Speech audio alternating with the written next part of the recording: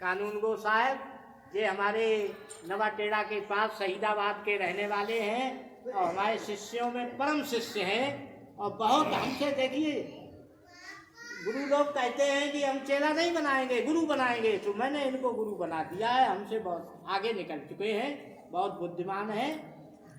आदरणीय सर्वेश कुमार। सर्वप्रथम करुणा के सागर तथागत बुद्ध, संविधान रचयिता, नारी को सम्मान देने वाले बाबा साहब ज्योतिबा फुले और इस बहुजन समाज में जन्मे ललित सिंह यादव, रामस्वरूप वर्मा इत्यादि सभी महापुरुषों को पंचांग प्रणाम करता हुआ, सामने बैठे हुए दूर दराज से आए हुए सभी हमारे बुजुर्ग भाई, उपस्थित सभी हमारी पूज्या माताओं, बहनों, बेटियों और मंच पर विराजमान हमारे संत,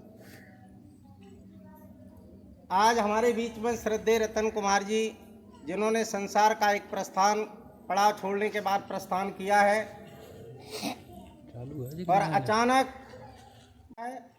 तो दुख में रोने के सिवा कुछ भी दिखाई नहीं देता है। लेकिन बहनों भाइयों, रोने से कभी दुख दूर नहीं होता है। आप रोइए, पूरा संसार रोना शुरू कर दे, लेकिन श्रद्धेय दरोगा जी लौट करके नहीं आएंगे। खड़े होके बना। तो मैं आपसे बहुत देर न लेके दो शब्द कहना चाहूँगा। आज ये जो पाठ हो रहा है, इस पाठ में कुछ ऐसी चीज़ें हैं जिसको परित्राण पाठ के नाम से जाना जाता है। जो पाठ हो रहा है तो उसमें कुछ ऐसी चीज़ें हैं बहुत ज़रूरी होती हैं पढ़ना, तो मैं उनको इसलिए पढ़े दे रहा हूँ कि जिसका साइड से बना थोड़ा सा, जिसका नाम ही परित्राण पाठ है। इस पूरे कार्यक्रम को परित्राण पाठ कहते हैं और दरोगा जी के लिए अगर परित्राण पाठ का वाचन न किया जाए तो शायद पाठ ही पूरा नहीं हो पाएगा। चूँकि मेरा 24 साल का अनुभव है रोज करने का, तो मैं श्रद्धेय दरोगा जी के लिए वो 4 लाइनें जो अब तक नहीं माँ साहब ने बोली हैं, तो मैं उन्हें सबसे पहले बोलना चाहूँगा, उसके बाद अपनी बात रखूँगा। एक बात दरोगा जी के लिए सभी लोग हाथ जोड़ लेंगे और उनके लिए एक बार मिलकर प्रार्थना करेंगे। हम परित्राण पाठ का वाचन करते हैं। बेपति पट्टि बेहाय सब संपत्ति सिद्धियाँ, सब रोगा विनाशाय भवे दीर्घायुदायकम, सब दुखा विनाशाय भवे निब्बाण, संत के भंते अनुगम कत्वा परित्रम भूत मंगलम, समन्ता चक्रवालेषु अत्रा गच्छन्तु देवता सद्दम मुनिराज सगणंत सखमोक पदम, धम श्रवण कालो अयम भदंता, धम श्रवण कालो अयम भदंता, धम श्रवण कालो अयम भदंता। ये संता संत चित्ता तम शरणाय तम लोकम तरेवा, भुम्मा भुम्मा च देवा गुण गण गहण व्याप्ता सब कालम, एते आयन्तु देवा करकनमय मेरो राजे वसंतो, संतो संतो स्वतम मुनिवर वचनम सूतमग्ग समग्ग, सभ्येषु चक्रवालेषु यक्का देवाच ब्रह्मणो, आम अम्बे कत्तम पुण्यम सब संपत्ति साधकम, सभ्यतम अनुमोदित्या समग्गा शासनरता, पमादरता होन्तु आरक्षसु विशेषतो, शासन चलो कस्य बुद्धि भव सबदा, शासन चलो कस्य देवा रक्षन्तु सबदा, सद्दे सुखी होन्तु सभ्ये परिवारे अत्तनो, अनिदा सुमना होन्तु सभ्ये आतिवीराजतो वा चोरतो वा मनुष्यतो वा अनुष्तो वा, अग्नितो वा उदकुतो वा पिशाचतो वा खानकटतो वा कनकटतो वा नखत्तो वा जनपद रोगतो वा, असदमत्तो वा सदृत्योपवास पुरुषतो वा चंडहत्य स्मृद्रकोण को करे बेक्षक, मणसप दीप अच्छ तरच्छ सूकर मत्स्य एक रच्छ सादी, नाना भय तो वा नाना रोग तो वा, सभ्य नाना उपदे तो वा सभ्य आरक्ष गणहंतु। और जब ये इनके बाद पुण्यामोदन भी बोला जाता है, मैं वो भी बोले दे रहा हूँ।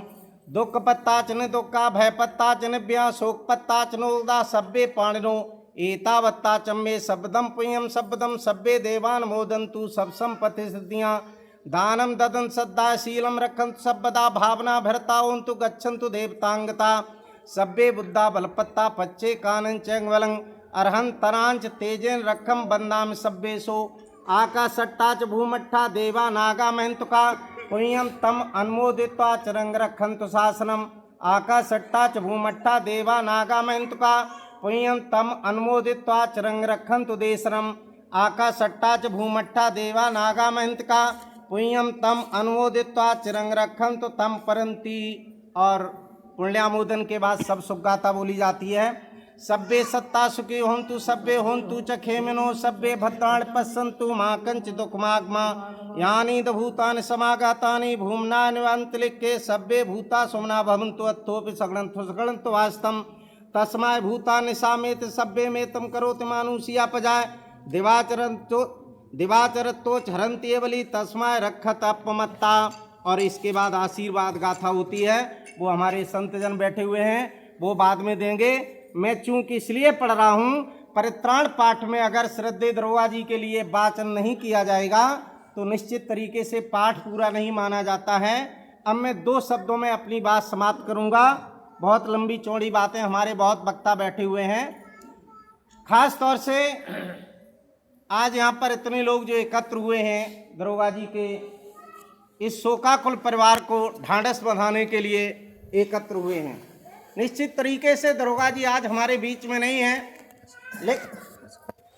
लेकिन सच बात यह है कि उनके जो कर्तव्य हैं, उनकी जो यादें हैं, वो हमेशा हमारे बीच में रहेंगी। इंसान शरीर से चला जाता है लेकिन विचारों से कभी नहीं जाता है, तो दरोगा जी हमारे बीच में विचारों से रहेंगे। मैं पुनः एक बार सभी से ये चाहता हूँ कि आप लोग जो एकत्रित हुए हैं उनके लिए प्रार्थना आपने की, निश्चित तरीके से वो सदगति को प्राप्त होंगे।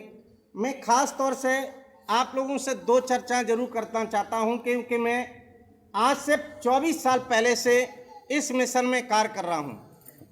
और मैं पहले बाबूजी दर्शन सिंह के साथ शुरू हुआ था, लेकिन आज से जब 10 साल पहले चीवर लिया तो मैंने जो हवन के द्वारा घी या मेमा मिष्ठान जलाए जाते थे उसको बंद करके बौद्ध धर्म से परित्राण पाठ शुरू किया था। खास तौर से आप लोग ये देखिए, कोई भी चीज़ जब जलती है तो जलने के बाद वो हमेशा कार्बन डाइऑक्साइड ही छोड़ती है।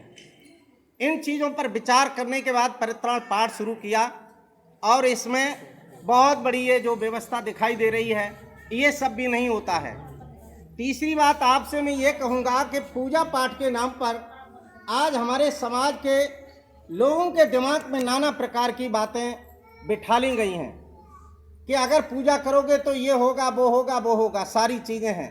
लेकिन अगर हम आपसे एक प्रश्न पूछें, आप मंदिर जा रहे हो, तीर्थ जा रहे हो, सत्संग में जा रहे हो, रास्ते में आपकी गाड़ी का अगर एक्सीडेंट हो जाए और आपकी टांग टूट जाए, तो सच बताना क्या मंदिर वाला, तीर्थ वाला या सत्संग वाला वो भगवान आपकी मदद करने आएगा? भाइयों, आएगा? नहीं आएगा। स्वाभाविक है, नहीं आएगा। इसका मतलब ये हुआ कि हम जो कर रहे हैं उसके लिए हमें दौड़ने भागने की जरूरत नहीं है। बुद्ध ने एक रास्ता दिया है कि आप विपश्यना के माध्यम से ही दुनिया में कुछ भी प्राप्त कर सकते हो, दूसरा कोई रास्ता नहीं है। और विपश्यना हमारे लोग करते नहीं हैं। घर पे 20 मिनट, 5 मिनट, 10 मिनट, 15 मिनट कभी एक आसन पर बैठते नहीं हैं।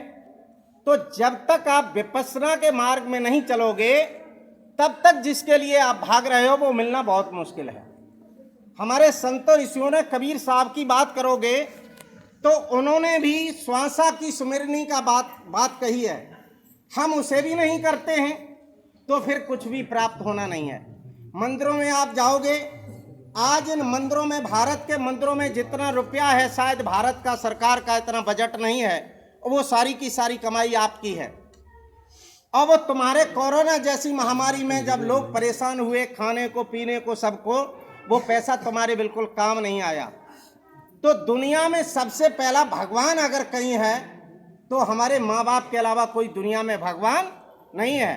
हमें सबसे पहली अगर पूजा करनी है, सेवा करनी है, तो अपने माँ बाप की करनी है। माँ 9 महीने गर्भ में रखती है, उसके बाद अपने आंचल का दूध पिला के बड़ा करती है। ये सब कुछ करके भी हम अपने बुजुर्ग माँ बाप को वृद्धाश्रम में छोड़ देते हैं और हम उनकी सेवा नहीं करते हैं।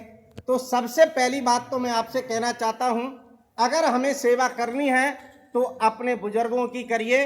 बुद्ध ने भी यही बताया है, इसलिए हम अपने बुजुर्गों की सेवा करें। इससे बड़ी कोई पूजा हो नहीं सकती है। क्यों? मानव की सबसे बड़ी पूजा है वो यही मानवता है कि हम मानव में समानता होनी चाहिए। हम मानव को मानवता की दृष्टि से देखें, यही सबसे बड़ी पूजा है। दूसरी बात और कहना चाहता हूँ, हम जिसके लिए आज से 15 साल हो गए जिसके लिए आवाज़ उठाते हैं, यहाँ सर्वजन भाई लोग बैठे हैं, लेकिन हमारे लोग भी बहुत बैठे हैं। मैं अपने लोगों से एक बात पूछना चाह रहा हूँ। आज जब हमारे मृतक शरीर कोई होता है तो हमारे समाज के लोग उसमें डेड बॉडी में कपड़ा लेके जाते हैं। कोई खाली नहीं जाना चाहता, कोई लोई लाएगा, कोई चादर लाएगा और कोई महिला है तो साड़ी भी लाएगा। इन सबसे मैं ये पूछना चाह रहा हूं, क्या 30 साल पहले आप कपड़ा ले जाते थे? हमारे जाटव समाज के अलावा हमारे और भी भाई सब बैठे हैं, क्या इनको जरा पूछ लीजिए, इनके यहाँ जब कोई मृतक शरीर होता है तो कोई कपड़ा ये लोग ले जाते हैं? नहीं जाता है ना। और हमारे समाज में अंधाधुंध कपड़ा जलता है, और कपड़ा जब डेड बॉडी पर डाल देते हैं और कपड़ा डालने के बाद फिर वो जला देते हैं। ये गलत है। ये अंधी परंपरा हम आज से पहले निकले तो 13वीं को समाप्त करने निकले, लेकिन हमारे समाज में तो एक नई प्रथा कपड़ा जलाने की चलती है। करोड़ों रुपए का कपड़ा रोज जलता है, लेकिन हमारा समाज सुनने को तैयार नहीं है। हमने जब आवाज उठाई तो हमारे लोगों ने माना। यहाँ भी जब दरोगा जी को मृतक शरीर हुआ होगा तो निश्चित आप लोग कपड़ा लेके आए होंगे। कपड़ा आया था? कितना आया था? क्या किया उसका? बांट दिया समाज में, बांट दिया। चलिए माँ साहब आ गए तो एक काम हो गया कि वो कपड़ा जला नहीं, लेकिन मैं मानता हूं कि अगर माँ साहब न होते तो वो कपड़ा जल ही जाता। हमारे जैसे लोग जब पहुंचते हैं तो कपड़े को बचवा देते हैं, लेकिन मैं आपसे ये पूछ रहा हूं कपड़ा आखिर लाते क्यों हो? इसका मतलब कोई वैज्ञानिक कारण बताओ। हर चीज का कोई न कोई वैज्ञानिक कारण होता है, और इस कपड़ा लाने का केवल एक ही कारण है, भेड़ चाल। लंबी चौड़ी भेड़ों की लाइन लगा दो, अगली भेड़ कुआं में गिरी, पिछली गिरती चली जाएगी। हम पढ़े लिख के डॉक्टर इंजीनियर सब कुछ हो गए, हमारे जैसे कानून को हो गए, लेकिन हमने भेड़ चाल में चलना नहीं छोड़ा। आप सबसे मैं पूछ रहा हूं, ये कपड़ा क्यों लाते हो? केवल एक जीजा ले आए तो फूफा कैसे रह जाए, फूफा ले आए तो मामा कैसे रह जाए, मामा ले आए चाचा कैसे रह जाए? और अब एक परंपरा बन गई, अगर कपड़ा नहीं ले जाओगे तो दिमाग में भर गया कि साहब कपड़ा नहीं ले जाओगे तो लोग कहेंगे इनके पास तो कपड़ा भी नहीं पूजा। ये बिल्कुल गलत बात है। मैं जब से मैंने ये होश संभाला है, आज तक किसी डेड बॉडी में कपड़ा नहीं ले गया। मैं आप सबसे एक निवेदन करता हूं कि आज के बाद किसी भी, आप देख लीजिए मैं कितने लोगों की डेड बॉडियों में शामिल हुआ, कहीं कफन के अलावा कोई कपड़ा नहीं पड़ता है। मैं आपसे निवेदन करता हूं कि आज के बाद आपको एक ऑप्शन दे रहा हूं कि देश में जब कोई नेता या कोई हमारा फौजी शहीद होता है तो सच बताना बहनों भाइयों, क्या उस पर कपड़ा डाला जाता है या फूल डाले जाते हैं? क्या पड़ता है? फूल पड़ते हैं। डेड बॉडी कपड़े से नहीं सजती, डेड बॉडी फूलों से सजती है। तो मेरी आपसे निवेदन है आज के बाद कि जब किसी डेड बॉडी में जाओ तो चलिए, मैं मानता हूं कि आप खाली हाथ नहीं जा सकते हो, लेकिन मेरे जैसे आज गांव के गांव हैं जिनको मैंने संकल्प दिला के और ये बता दिया है कि आपको खाली हाथ जाना है। और अगर आप खाली हाथ नहीं जा सकते हो तो एक ऑप्शन दे रहा हूं कि आप 20 रुपए का कहीं से फूल ले जाना। खाली हाथ मत जाना, लेकिन फूल ले जाना, तो हमारा कम से कम ये कपड़ा जो करोड़ों रुपए का जलता है, ये कपड़ा जलना बंद हो जाएगा। नहीं हो जाएगा? हो जाएगा। इसके लिए आज से आपसे मेरा निवेदन है कि आज के बाद आप लोग बजाय कपड़े के 20 रुपए के फूल ले जाना, जिससे डेड बॉडी भी सजेगी और आपका मान सम्मान भी रह जाएगा।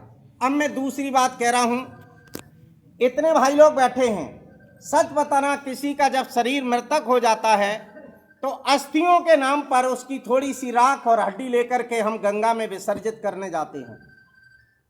क्या कभी हमने ये सोचा कि इस गंगा में विसर्जित जो हड्डी करते हैं इससे हमारे मरने वाले को कोई फायदा होगा, नुकसान होगा, स्वर्ग जाएगा, नरक जाएगा, क्या होगा? कैसा दिमाग में कचरा भर दिया गया कि हमने आज तक इसको समझ नहीं पाया।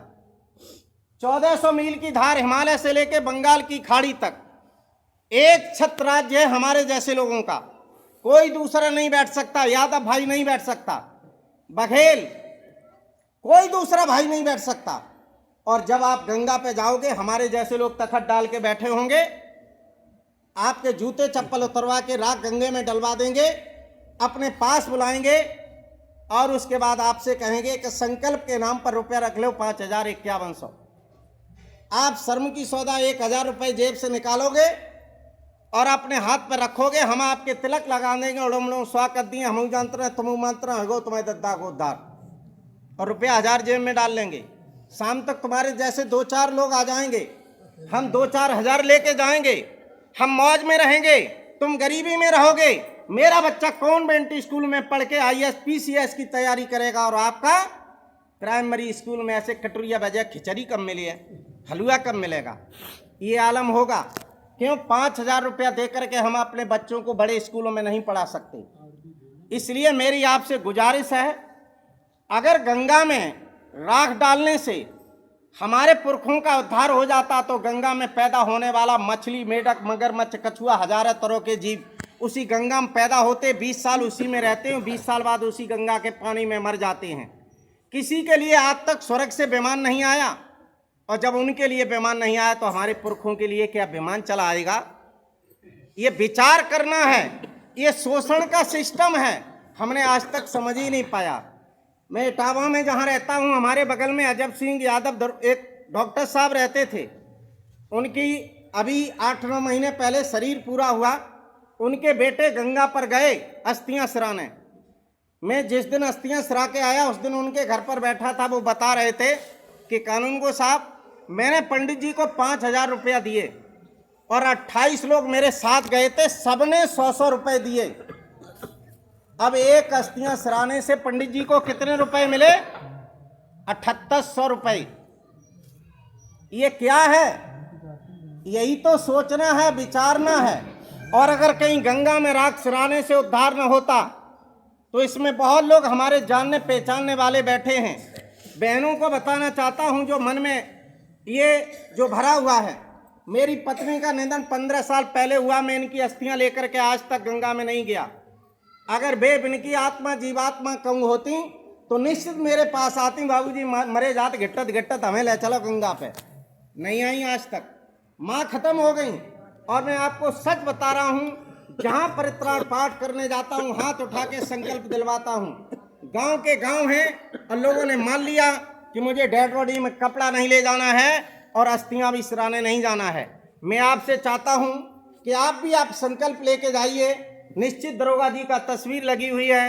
एक संकल्प लेके जाइए कि आज के बाद मैं डेड बॉडी में कपड़ा नहीं ले जाऊंगा और गंगा पर अस्थियां लेकर के नहीं जाऊंगा। ये सोची समझी रणनीति के हिसाब से हम लोगों को शोषण किया जा रहा है।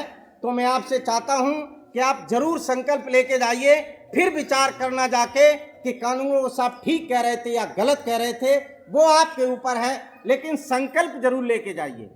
मैं आपसे चाहता हूं 2 मिनट में आप लोग बोलेंगे। सभी लोग एक बार हाथ उठाइए और बोलेंगे, मैं